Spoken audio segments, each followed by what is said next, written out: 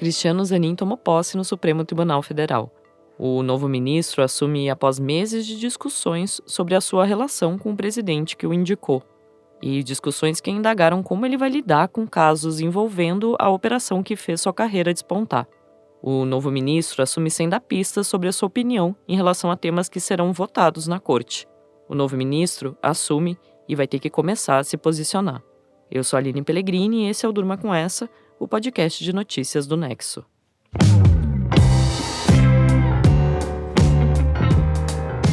Olá, eu sou a Suzana Souza e tô aqui com a Aline para apresentar esse podcast que vai ao ar todo começo de noite, de segunda a sexta, sempre com notícias que podem continuar a ecoar por aí. Quinta-feira, 3 de agosto de 2023, dia em que o advogado Cristiano Zanin tomou posse no cargo de ministro do Supremo Tribunal Federal. Ele é o primeiro indicado de Luiz Inácio Lula da Silva para uma vaga na corte nesse terceiro mandato do presidente.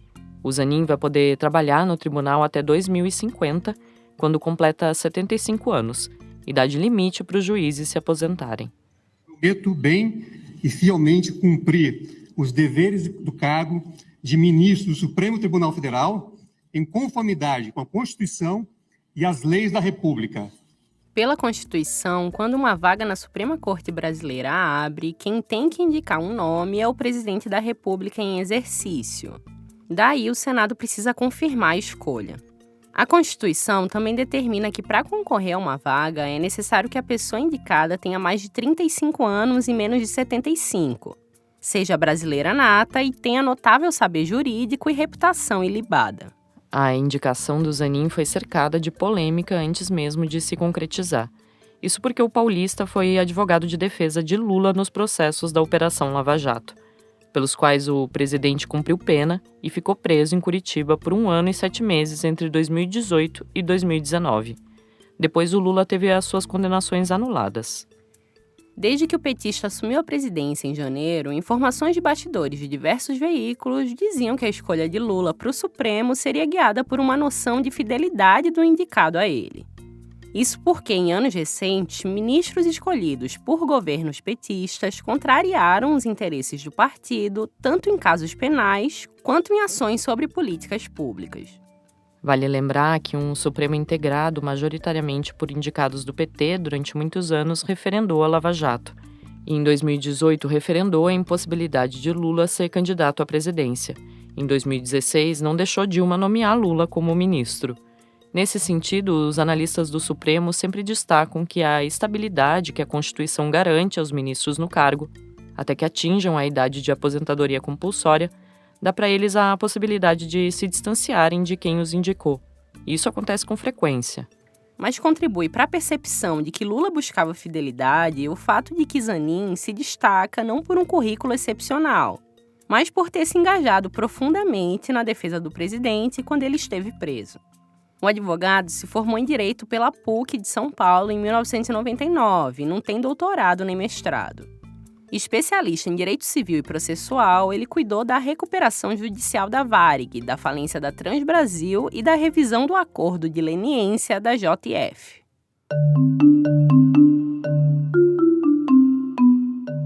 Então existe essa desconfiança sobre como o novo ministro pode votar em temas caros ao governo no Supremo. Tanto Lula quanto o Zanin negam que a relação deles possa indicar qualquer coisa para a atuação dele no STF. O senador Sérgio Moro, do União Brasil do Paraná, que era o juiz da 13ª Vara de Curitiba, questionou isso na sabatina do advogado no Senado em 21 de junho. Existe uma preocupação em relação a Vossa Excelência pela proximidade com o presidente da República. Nós sabemos o seu trabalho como advogado particular, mas para além disso, gostaria de ouvi-lo sobre seu eventual relacionamento pessoal, tanto de Vossa Excelência como de seus parentes com o presidente Lula e seus parentes. Eu li, por exemplo... Na ocasião, o Cristiano Zanin respondeu o seguinte: A minha relação com o presidente Lula é uma relação que se estabeleceu ao longo do tempo. Na condição de advogado, eu tive uma convivência bastante frequente com o presidente Lula. Não fui padrinho do casamento do presidente Lula. Neste ano, nós estamos no mês de junho, A única vez que eu estive presencialmente com o presidente Lula foi o dia que eu fui convidado a ir ao Palácio do Planalto para receber o convite para ser indicado ao Supremo Tribunal Federal. A minha relação, ela tem esses contornos, eu jamais vou negá-la.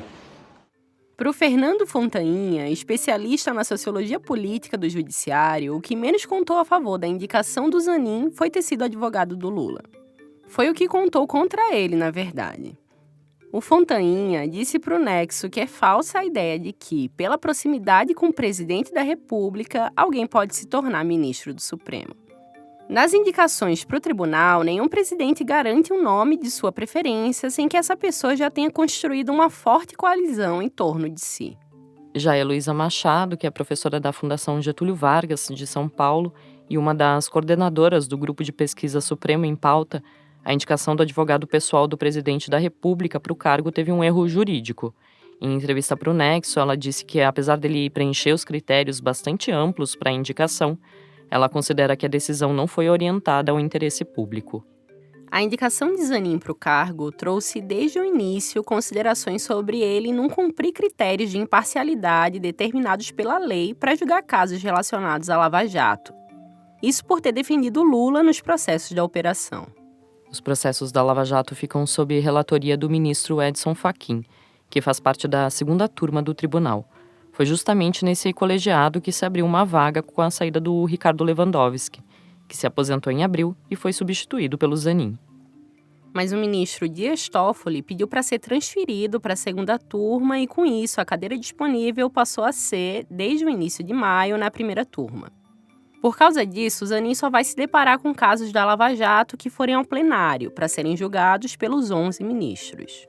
Nessa hipótese, vai caber ao próprio Zanin decidir se vai poder ou não participar do julgamento. Na sabatina no Senado, ele foi questionado por diversos parlamentares se declararia suspeito, que é quando o juiz se retira da causa por ter relação com alguma das partes, em julgamentos relativos à Lava Jato no Supremo. E o Zanin respondeu que vai analisar cada caso. Uma hipótese de impedimento ou suspeição, eu não terei o menor problema em declarar o impedimento ou a suspeição e não participar do julgamento.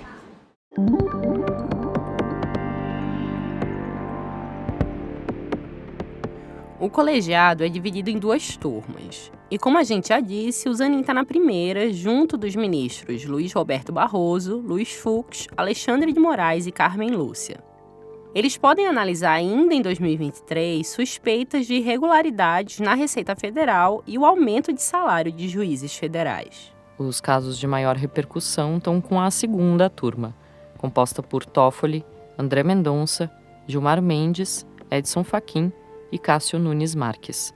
Além dos recursos da Lava Jato, esse grupo vai analisar a suspensão da investigação sobre os contratos de kits de robótica que podem implicar o presidente da Câmara, o Arthur Lira, do PP do Alagoas.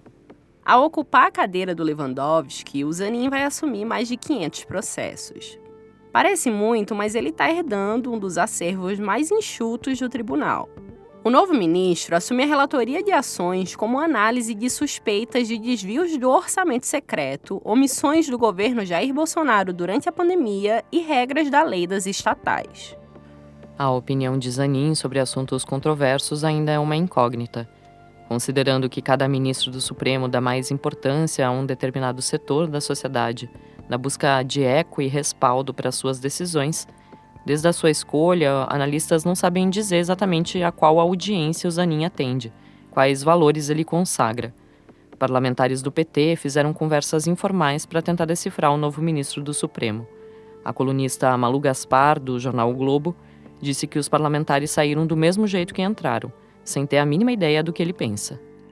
Mas no tribunal ele vai ter que se posicionar. Temas relevantes estão na pauta de julgamentos do Supremo em 2023.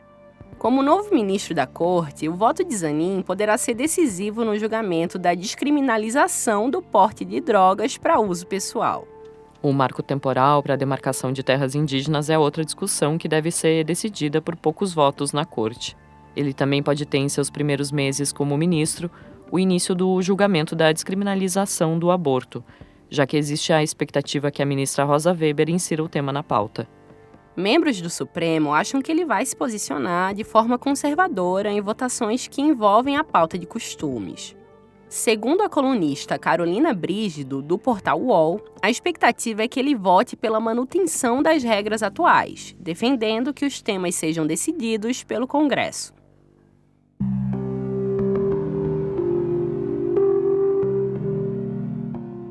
O Supremo deve mudar mais no segundo semestre.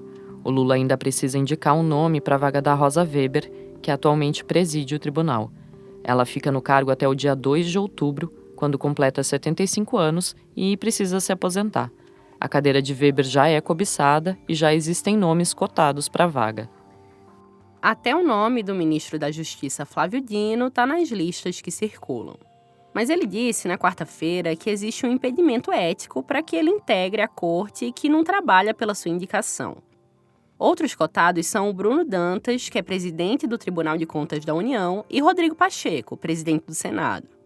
Entre esses nomes que são aventados, um deles é o de uma mulher negra, a advogada Vera Lúcia Santana. Mas a próxima indicação ainda é um mistério, e o Lula já disse em entrevista ao site Brasil 247, em março, o que pensa sobre a escolha para a Suprema Corte.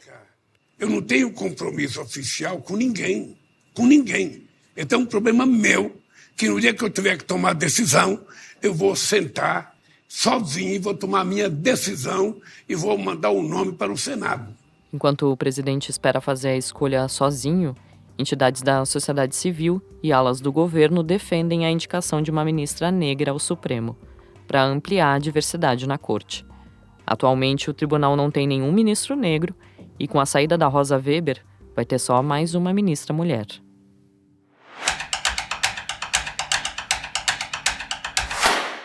Na quarta-feira, o Comitê de Política Monetária do Banco Central anunciou a redução da taxa Selic em 0,5 ponto percentual.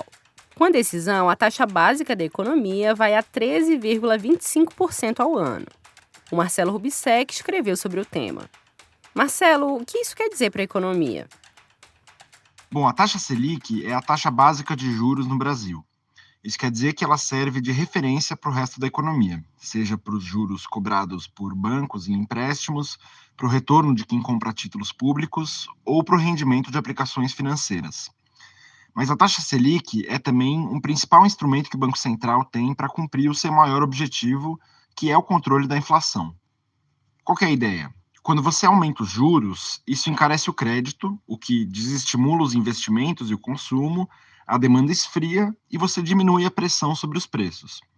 Quando você diminui os juros, o crédito fica mais barato e a economia tende a aquecer. Esses efeitos dos juros, inclusive, são o que motivaram todas as críticas do presidente Lula contra o Banco Central até aqui. Ele estava se queixando de que os juros estavam muito altos e que isso ia prejudicar o crescimento econômico.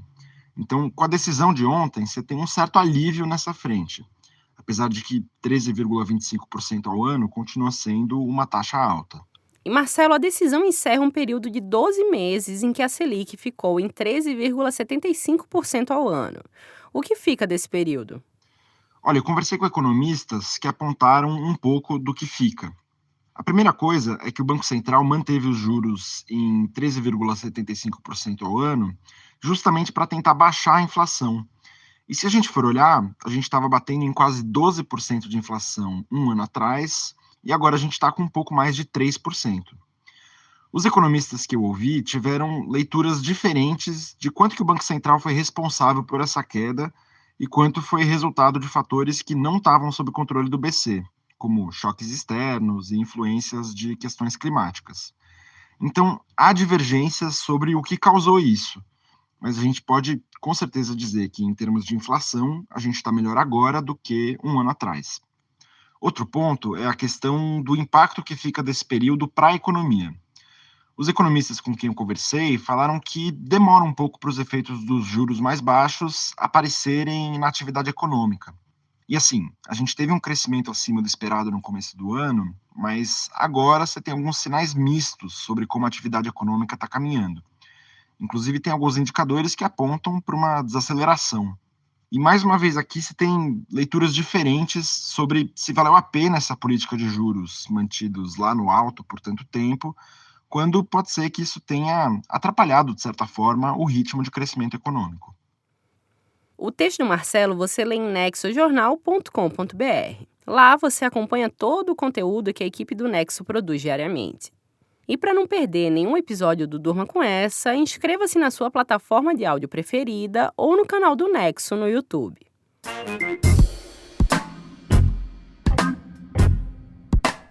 O fim de semana já está no horizonte, então é dia de Gama Revista no Durma Com Essa. A sessão traz dicas culturais que vem da newsletter Achamos Que Vale.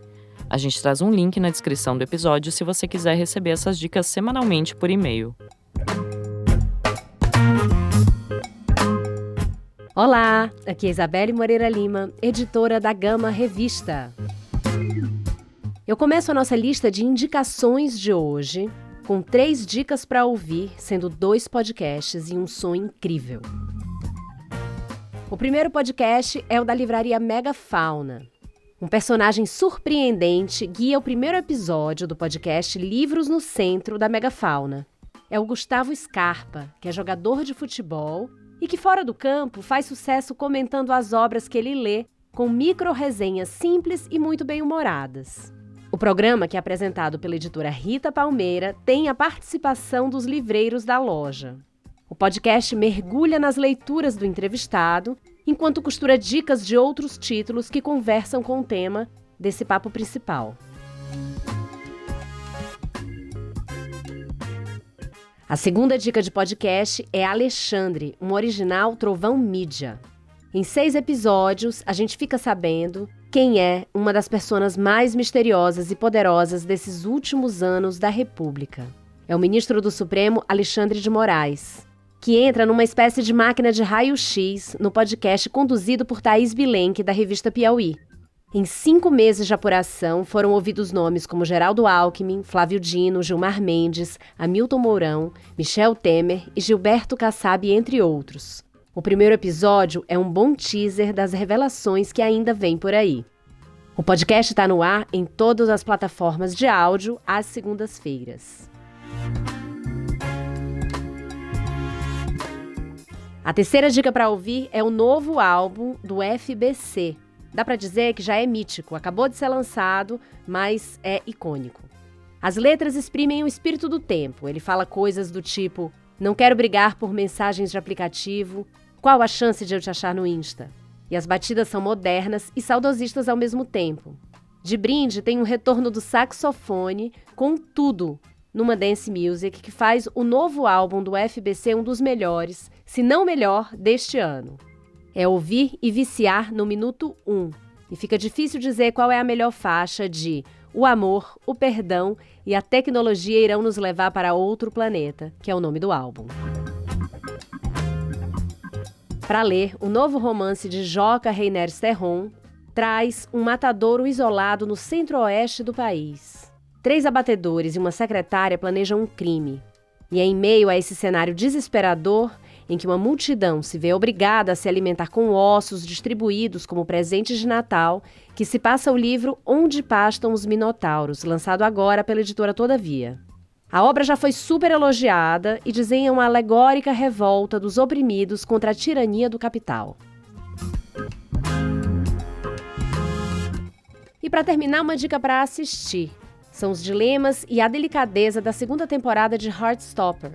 A série conta a história de Nick Nelson e Charlie Springs, que conquistaram os corações dos fãs numa primeira temporada cheia de delicadeza e naturalidade em se descobrir LGBTQIA+, na adolescência heteronormativa. Agora, a adaptação da HQ homônima retorna para uma 2ª temporada com o dilema de Nick de viver esse amor com Charlie assumidamente ou continuar no armário pelo medo justificável do preconceito.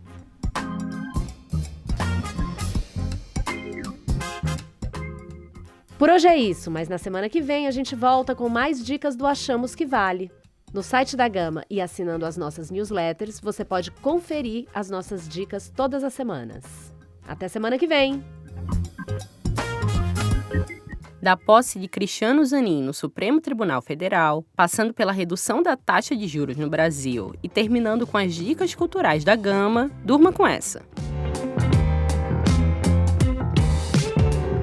Com roteiro, produção e apresentação de Aline Pellegrini, apresentação de Suzana Souza, edição de texto de Letícia Arcoverde, participações de Marcelo Rubissec e Isabelle Moreira Lima e edição de áudio de Pedro Pastoriz, termina aqui mais um Durma com essa.